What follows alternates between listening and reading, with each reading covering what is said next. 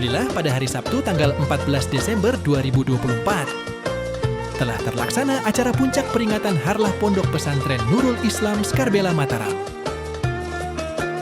Sekaligus mengenang wafatnya Tuan Guru Haji Muhammad Rais, Haul Al-Maghfurlah Tuan Guru Haji Mustafa Bakri, Tuan Guru Abdurrahman, dan Hajah Wasiyah Rais.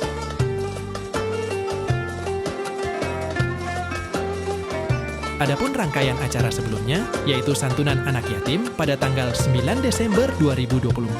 Kemudian tanggal 11 Desember dilanjutkan dengan acara Khatmul Quran. Tanggal 12 Desember diadakan kerja bakti dan gotong royong.